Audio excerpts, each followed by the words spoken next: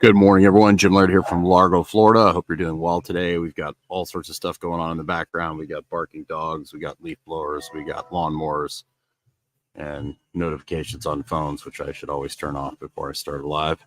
So hopefully a lot of that doesn't show up on the broadcast. StreamYard's pretty good at blocking a lot of that background noise out. So we'll have to see. It's always an adventure when you do a broadcast from outside. So I hope you're doing well today. Yesterday we had our did our webinar, our weekly webinar. Make sure you get on the get on our email list so you can find out about next week's webinar, which you'll be getting access to on Monday and Wednesday of next week. Yeah, there's that. And then we'll be releasing, actually we've released the HTMA webinar or HTMA course round 2. We released that. If you want to get in on that, we're about to send it out. Dr. Stillman is doing a webinar on HTMA. We're going to open it up if we've got spots left. If you want to get in to the HTMA course, which basically includes an HTMA testing kit. And the whole point about it is for you to learn how to do HTMA testing for yourself and for potential clients in the future. You can email me at jimlaird@stillmanmd.com and I will send you a link to that.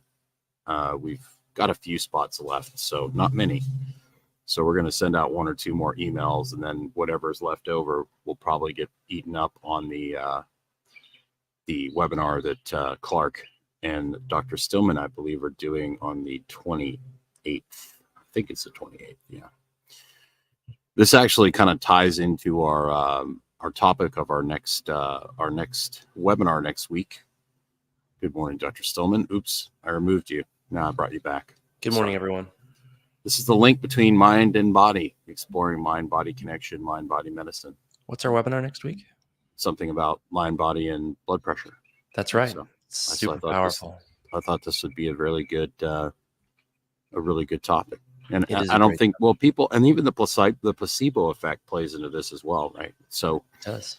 You know, what you believe in your mind, the health of your mind, your having a purpose, all these things play into your health. I don't think a lot of people realize that.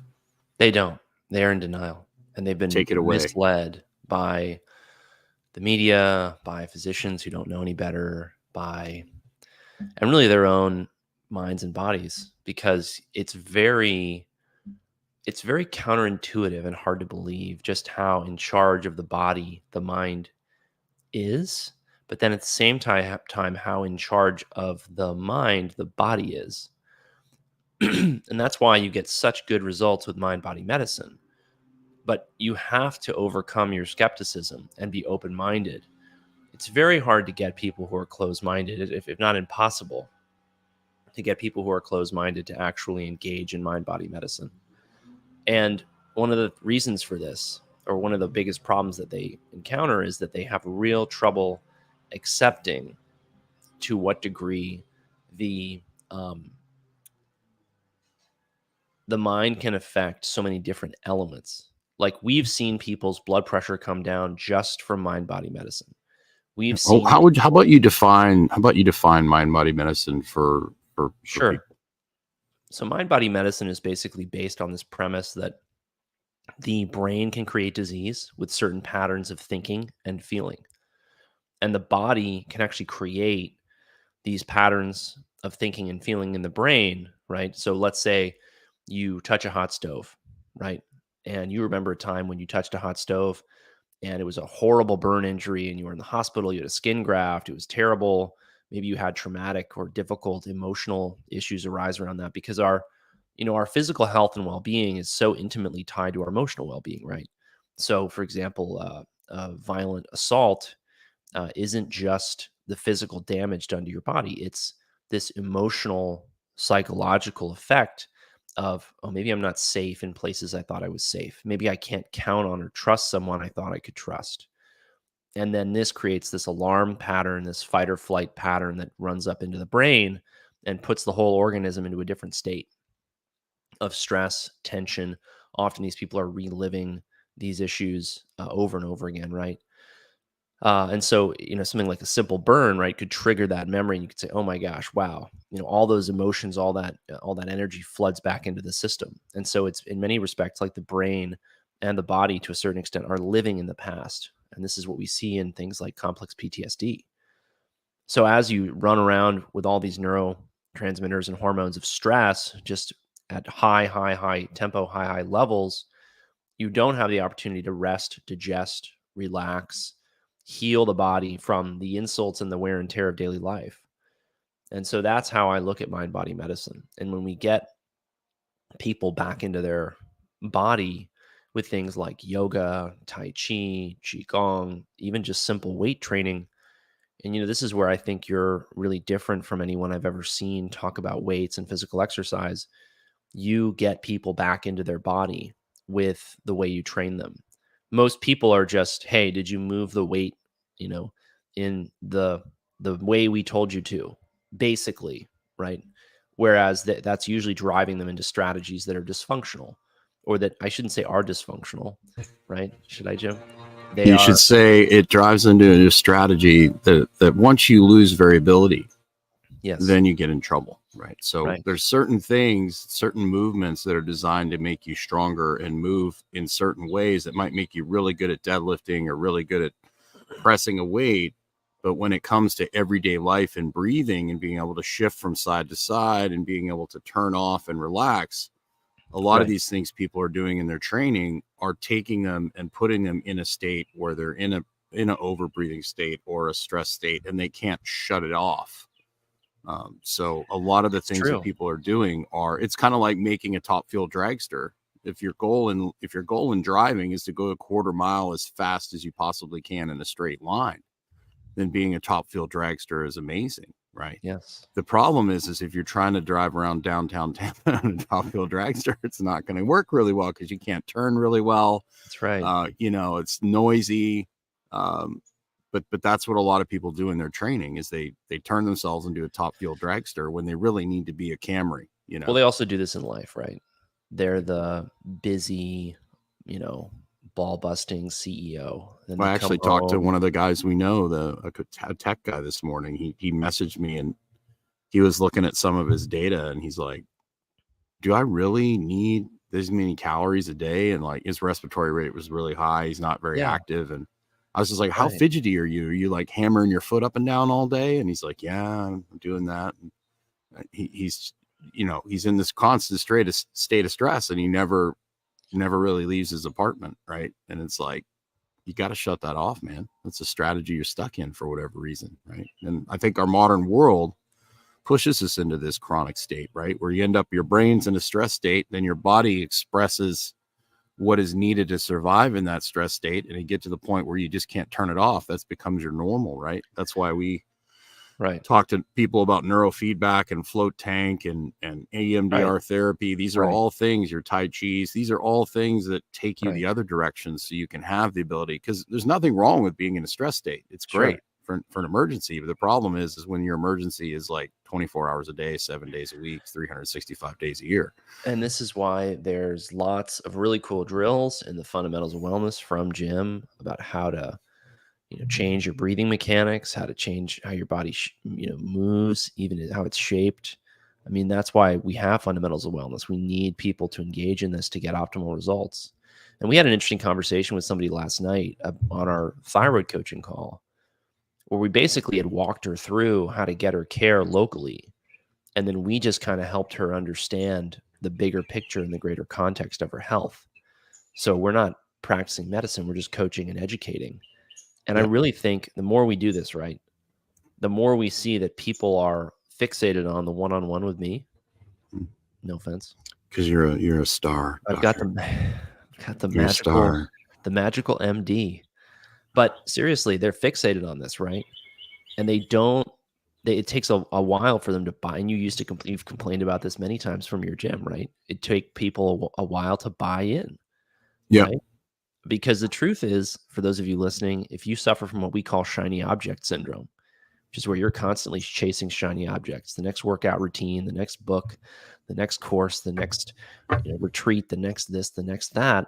If you have shiny object syndrome, here's what we see. You chase shiny object after shiny object after shiny object. You hear guys like Jim and I say, you got to work on your stress. You got to dial in your fundamentals. You got to look at your data. You got to see what's going on. We got to talk about how you feel and how you think and how you move and how you breathe. And then you come to see us and we're like, yes, you may know all this stuff, but are you doing it? And are you doing it right? And then we see that you're not. I didn't know I actually had to do it. I just thought knowing it was enough.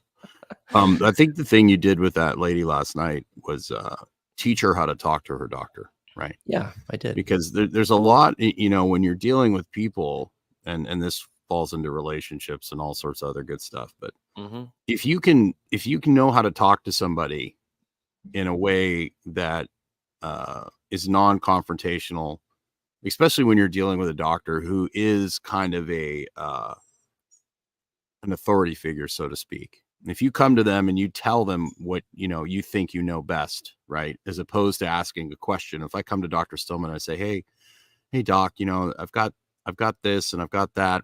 How about we try this? Or how about would be open to trying this? What do you think? I've really, good Lord, dude. It's, why even bother, man? We're moving out of here in a week.